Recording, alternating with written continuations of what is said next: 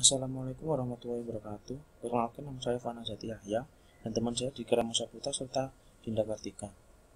Di sini kita mengangkat judul tingkat religiositas melalui pandangan psikologi positif.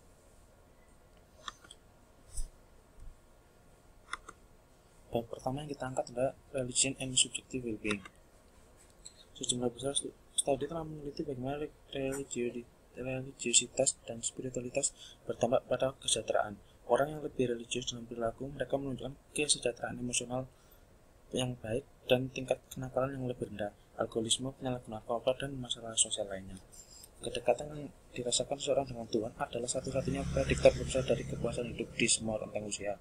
Yang secara khusus relevan dengan psikologi positif adalah studi yang telah menemukan bahwa praktik agama atau spiritual dapat meningkatkan keadaan emosional positif seperti kegembiraan, harapan, optimisme, dan kasih sayang, serta menumbuhkan kebajikan positif seperti pengendalian diri.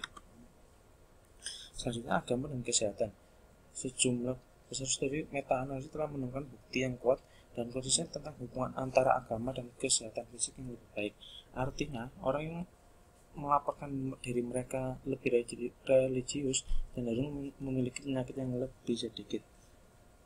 Faktor lain yang berkontribusi pada peningkatan kesehatan orang-orang yang religius adalah gaya hidup yang lebih sehat, emosi yang lebih positif, dukungan sosial yang lebih baik, keyakinan akan pengampunan yang lebih besar, lebih sukarela dalam memberi bantuan pada sekitar, dan penggunaan meditasi serta doa yang lebih besar. Kemampuan agama untuk memberikan arti, tujuan, dan koherensi mungkin merupakan prediktor terpenting dari peningkatan kesehatan manusia. Selanjutnya, prayer and well-being. Agama besar dunia telah menekankan pentingnya doa bagi kesejahteraan spiritual orang dewasa dan bahkan anak-anak. Tindakan berdoa bukanlah perilaku yang seragam, karena para peneliti telah mengidentifikasi 6 jenis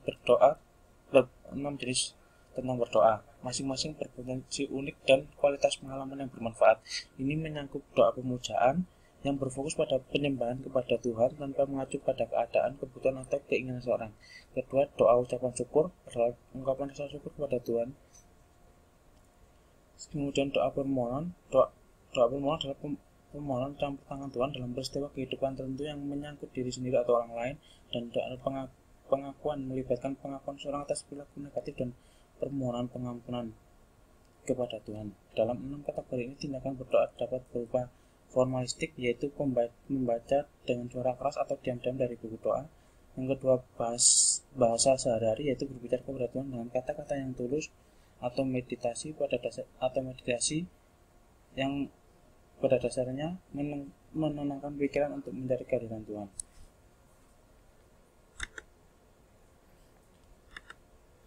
Selanjutnya, mengapa agama terkait dengan kesejahteraan?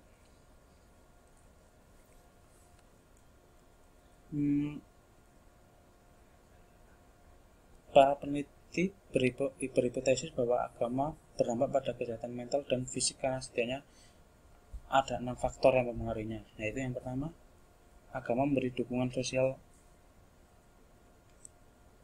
yang artinya tidak seperti bentuk sosial lainnya. Rasa dukungan sosial yang diturunkan secara religius meluas ke apa yang dianggap banyak orang sebagai sumber akhir dari kehidupan, yaitu kepercayaan akan dukungan dari Tuhan.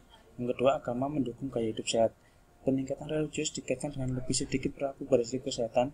Penganut agama lebih cenderung melarang perilaku kesehatan berisiko, misalnya mabuk, narkoba. Jadi orang yang lebih religius maka mereka cenderung lebih sehat daripada orang-orang yang tidak religius. Agama mempromosikan generativitas dan altruisme. Generativitas dan altruisme semuanya terkaitan dengan kesejahteraan yang lebih besar dan kesehatan yang lebih baik, terutama selama usia parubaya. Kebanyakan agama mempromosikan nilai-nilai untuk membantu orang lain. Jadi agama memberi penanggulangan yang unik. Agama dapat memberikan harapan, menawarkan alasan untuk penyebab stres yang tidak terduga dan yang tidak diinginkan. Misalnya, Tuhan memberikan Anda ujian untuk membantu membuat seseorang kuat, membantu orang menempatkan kehidupan mereka dalam kerangka yang lebih besar dan menciptakan tujuan. Yang keenam, agama memberikan pengertian akan makna dan tujuan. Salah satu alasan yang jelas mengapa orang mengadopsi perspektif agama adalah untuk mendapatkan makna dan tujuan dalam hidup mereka. Namun agama dapat memberikan jenis makna yang berbeda dalam hal tersebut. akan dapat memberikan makna tinggi.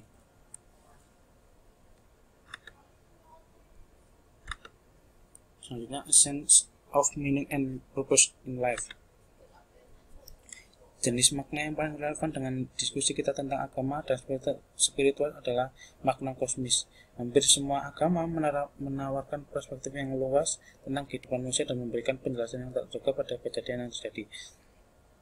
Apalagi saat hidup sulit, agama memberikan penghiburan dan harapan. Cara menciptakan makna. Kebanyakan peneliti yang telah mempelajari bahwa orang-orang harus menciptakan makna yang bersifat pribadi dan berdasarkan pengalaman mereka sendiri.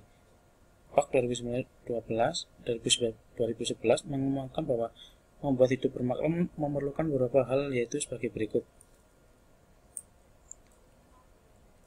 Yang pertama, perasaan terhubung dengan sesuatu di luar atau lebih besar dari diri sendiri.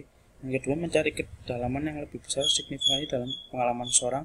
Yang ketiga, beradaptasi dengan peristiwa kehidupan yang menantang saat ini. 6 kriteria berikut menawarkan jalan yang lebih umum untuk makna yang lebih besar, yaitu harmoni, koherensi, dan kesesuaian. Makna yang lebih besar tercipta ketika ada harmoni, koherensi, dan kesesuaian yang lebih besar di antara berbagai aspek identitas diri kita dan tujuan hidup kita. Menciptakan makna adalah proses untuk mengurangi ketidaksesuaian antara situasi kita saat ini. Seringkali proses ini dilakukan dengan memperoleh rasa kontrol, prediktabilitas, dan ketertiban, serta dengan memulihkan keyakinan bahwa kebajikan, keadilan adalah hal baik dan kemanusiaan maupun di alam semesta. Yang kedua, melayani orang lain atau membangkitkan diri. Dengan meluangkan waktu untuk membantu orang lain, kita dapat merasakan bahwa kita berkontribusi pada kesejahteraan umum dan dengan cara tertentu membuat perbedaan di dunia. Sebuah sikap dari rasa makna. Mereka merasa bahwa hidup seseorang memiliki tujuan seringkali berarti merasakan dunia. Yang ketiga, kreativitas. Penciptaan sesuatu yang baru memberikan arti pada hidup, memungkinkan kita mengalami hidup dengan cara yang berbeda. Kreativitas ilmiah juga menjadi sumber makna dan tujuan, memberikan ide-ide baru kepada dunia. Kreativitas dapat dipahami dalam istilah penemuan diri atau menciptakan identitas diri baru. Yang selanjutnya, menjalani hidup sepenuhnya dan sedalam mungkin. Bagi sebagian orang, menemukan makna hidup berarti melibatkan upaya untuk menjalani hidup seutuhnya dan sedalam mungkin. Keinginan untuk mengalami hidup sepenuhnya dapat memberikan rasa aktif, berpartisipasi, dan keterlibatan. Hal ini serupa dengan keterbukaan terhadap pengalaman yang ditekankan oleh Rogers dan Maslow dan kantor teori Sanderson 1999 tentang partisipasi aktif dalam menjalani kehidupan yang utuh. Yang selanjutnya, penderitaan. Kesabaran seseorang terhadap penderitaan adalah penentu utama dalam mengalami makna dalam hidup. Melalui kesulitan yang dialami, orang diwajibkan untuk mengevaluasi kembali kehidupan mereka dan mungkin mengubah diri mereka sendiri. Yang selanjutnya, pengalaman religius. Cara lain untuk meningkatkan rasa makna dalam hidup adalah melalui pengalaman yang sesuai dengan religius atau spiritual. Bab ketiga, the secret emotion. Kebanyakan orang tahu bahwa agama dan spiritualitas memerlukan lebih dari sekedar pernyataan fisiologis atau intelektual tentang keyakinan. Umumnya, statement agama melibatkan komponen emosional serta perilaku respon yang sesuai dengan emosi tersebut. Banyak yang berpendapat bahwa jantung agama dan spiritual terdiri dari pengalaman emosional. Dalam memperdalam iman, seseorang melalui perasaan inti dan ekspresi. Tapi dalam semua kasus, emosi ini menciptakan hubungan positif di antara orang-orang dan memungkinkan kita untuk mengekspresikan nilai dan potensi tertinggi seseorang. Syukur dan penghargaan. Individu yang mengaktualisasikan diri memiliki kemampuan untuk pengalaman dan rasa syukur yang merupakan tanda dari kesehatan emosional. Rasa syukur berfungsi untuk memelihara dan meningkatkan hubungan sosial termasuk pertemanan dan keterlibatan romantis. Dalam hal positif emosi, rasa syukur telah dikaitkan dengan hidup yang lebih besar, kepuasan, optimisme, dan emosi positif.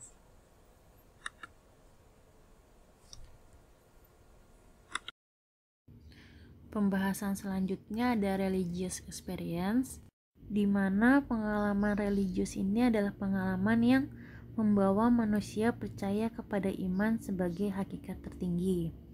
Nah, pengalaman religius dan emosi positif ini dapat memberikan individu itu kenyamanan, keamanan, dan dapat mengatur emosi lain yang kurang kondusif bagi spiritualitas. Ada pengalaman transenden. Pengalaman transenden adalah pengalaman religius yang membuat seseorang merasa mereka telah memasuki kondisi kesadaran yang lebih tinggi. Contohnya itu kayak mukjizat ataupun keajaiban. Nah, seseorang yang menyelesaikan tujuan hidup mereka di lingkup spiritual dan transenden diri ini lebih memiliki emosi yang positif, terus lebih memperhatikan orang lain. Mereka juga kesehatan fisiknya lebih baik dan kesejahteraannya itu lebih tinggi. Lalu ada kegembiraan dan kekaguman. Ketika seseorang melihat sebuah tindakan belas kasih yang spontan, contohnya tuh kayak membantu atau benar-benar memberikan tanpa pamrih, mereka itu pasti akan kayak merasakan perasaan hangat, terus peningkatan keinginan untuk membantu dan rasa hubungan dengan orang lain. Nah, itu juga dapat meningkatkan perasaan cinta dan kasih sayang. Seperti itu. Nah, kondisi yang mungkin mendukung munculnya kekaguman atau kegembiraan ini dalam kehidupan emosional seseorang tuh kayak waktu untuk menikmati suatu momen di dalam hidupnya ataupun fokus pada apa yang disukai individu tersebut. Selanjutnya ada keajaiban. Nah, keajaiban ini yang pembuka hati terhadap kegembiraan dan rasa syukur dan cinta. Selanjutnya ada pengalaman puncak. Pengalaman puncak ini itu momen singkat ketika seseorang mengalami kegembiraan, terus keajaiban, terus penghargaan, ataupun hubungan yang intens dengan realitas spiritual yang lebih besar. Contohnya itu kayak momen spesial ketika berhubungan sama keluarga ataupun teman yang sangat menyenangkan buat kita. Terus kayak kelahiran anak ataupun momen pencapaian kita sendiri.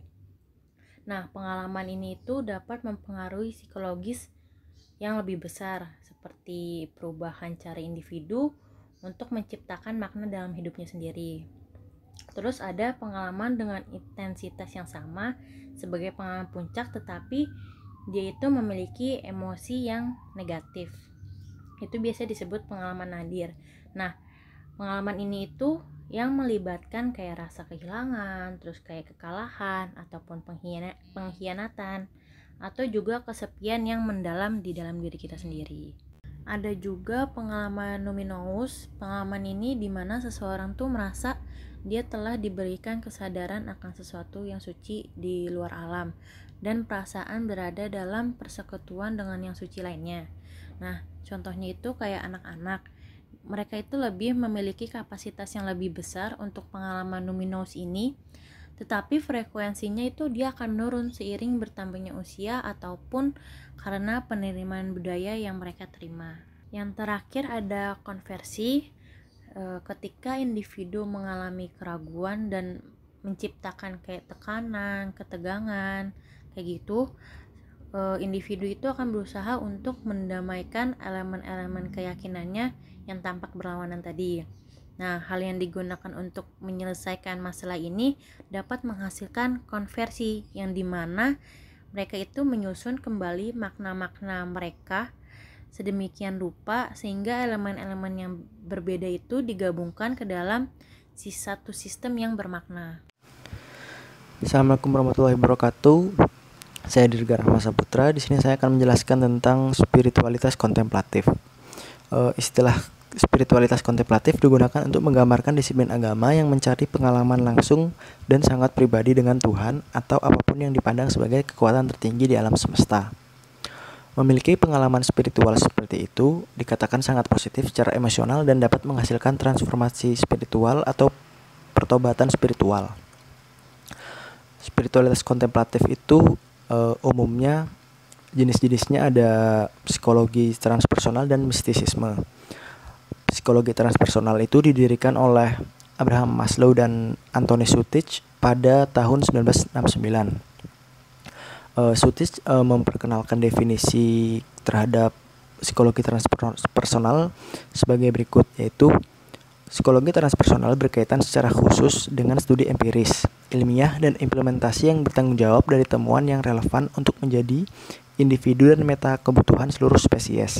Nilai-nilai tertinggi, kesadaran terpadu, pengalaman puncak, kebahagiaan, keajaiban, makna tertinggi, transendensi diri, dan konsep pengalaman dan aktivitas terkait.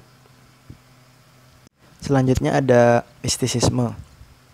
Mistisisme secara ilmiah itu sulit untuk didefinisikan, namun secara umum memiliki pengertian bahwa mistisisme adalah pengalaman mistis yang tidak lazim secara mendasar dari kesadaran biasa dan meninggalkan kesan yang kuat bahwa mereka telah menemukan realitas yang berbeda dari pengalaman sehari-hari. Semua pengalaman mistik umumnya memiliki ciri yang sama, yang dijelaskan oleh Hood, James, dan Wolfe, yaitu tidak dilukiskan atau sulit dijelaskan dengan kata-kata. Noetik, yaitu melibatkan perasaan bahwa pengetahuan yang mendalam telah diungkapkan, dialami di luar pemahaman konvensional tentang ruang dan waktu, dan yang terakhir disertai dengan rasa persatuan, menetapkan batas-batas identitas diri yang biasa bergabung dengan realitas yang lebih besar. Pembahasan berikutnya ada contemplative religious tradition. Yang pertama itu ada agama Kristen monastik, di mana praktik mistik kontemplatif ini itu lebih dikenali dalam praktik biara Katolik. Nah, di mana selama beribu-ribu tahun ini para biku menyerahkan diri untuk mendekatkan dirinya pada Tuhan. Nah, cara untuk mendekatkan dirinya pada Tuhan itu bisa dapat berdoa, bermeditasi, berpuasa, ataupun bernyanyi. Yang kedua ada Kabalah. Ini tuh tradisi Yudaisme di mana digunakan untuk menjelaskan hubungan antara Tuhan dan makhluknya. Nah, Kabalah ini tuh ngajarin yang pertama, kosmos adalah satu kesatuan dengan segala aspek saling terkait. Yang kedua, gaya ciptaan itu mewakili interaksi abadi antara gaya pasif dan gaya aktif. Yang ketiga itu individu manusia adalah mikrokosmos alam semesta. Yang keempat itu dalam kehidupan sehari-hari kita hanya menyadari satu kesadaran. Terus yang kelima, tiap individu dapat mencapai tingkat kesadaran yang lebih tinggi. Dan terakhir, mencapai kondisi mental transenden butuh berbagai praktik dan teknik khusus. Terakhir ada Buddhisme, di mana menekankan gagasan kebenaran yang tak terbantahkan dari keberadaan manusia, perubahan terus-menerus. Contohnya itu, hidup kita tuh selalu berubah, kayak kita lahir, kita menua, terus kita mati, kayak gitu. Terus ada dasar ketidakbahagiaan. Nah, maksud dari dasar ketidakbahagiaan ini adalah karena terlepas dari realita yang ada, individu itu menginginkan kayak keamanan, ketentraman, dan tidak ada keraguan maupun kekhawatiran. Nah, inilah yang membuat individu merasa tidak bahagia. Lalu ada kemelekatan. Kemelekatan adalah keinginan akan sesuatu yang akan memastikan kepuasan dan kesejahteraan yang permanen. Kayak ketika individu menemukan sesuatu yang tampaknya memberikan kesenangan. Contohnya itu seperti karir yang bergaji tinggi ataupun sistem kepercayaan yang nyaman. Maka seseorang akan melekat padanya untuk memiliki kehidupan yang menyenangkan, seperti itu. Kembali lagi bersama saya. Di sini kita akan masuk ke teori-teori psikologi maturitas agama. Teori pertama yaitu religius intrinsik dan ekstrinsik. Upaya awal untuk mengeksplorasi jenis-jenis religius datang dari Gordon Allport. Ia mengemukakan bahwa yang membedakan religius sehat atau tidak yaitu motivasi. Untuk memahami perbedaan ini, ia mengembangkan konsep religiusitas intrinsik dan ekstrinsik. Religius ekstrinsik yaitu agama, kenyamanan dan konvensi sosial, pendekatan instrumental yang melayani diri sendiri dan dibentuk sesuai dengan diri sendiri. Nah, kalau religiusitas intrinsik yaitu ketika keyakinan dan praktik agama didasarkan pada motivasi pribadi dan otentik. Studi telah mengemukakan bahwa religiusitas intrinsik berbeda dengan religiusitas ekstrinsik, dikaitkan dengan berbagai ukuran kesejahteraan termasuk rasa syukur. Selanjutnya, teori yang kedua yaitu perspektif psikodinamik tentang agama. Ahli teori psikodinamik telah menjelaskan proses yang terlibat dalam menciptakan spiritualitas yang matang dengan mengeksplorasi hubungan kita dengan alam bawah sadar kita. Pandangan ini berpendapat bahwa konflik psikologis yang tidak terselesaikan dapat mengganggu kesadaran seseorang akan kebutuhan spiritual dan dorongan agama. Dari perspektif ini, yang membedakan religius sehat atau tidak, yaitu hubungan dengan ketidaksadaran seseorang, terutama dengan penggunaan mekanisme pertahanan dan strategi perlindungan diri lainnya. Misalnya, ahli teori psikodinamik seperti Adler dan Erich Fromm menyatakan bahwa penyelesaian konflik bawah sadar menghasilkan peningkatan kasih sayang, altruisme, perasaan sosial, dan spiritualitas yang lebih dalam. Selanjutnya ada tahapan kognisi religius. Raymond Fowler mengembangkan teori tahap perkembangan iman yang berpengaruh yang merubah sepanjang hidup seseorang. Dia mendefinisikan iman sebagai cara kita menemukan makna dan koherensi dalam hidup kita.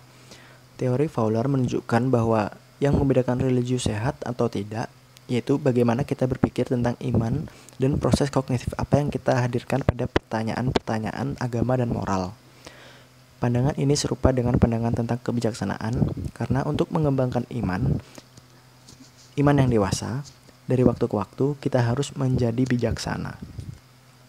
Terima kasih.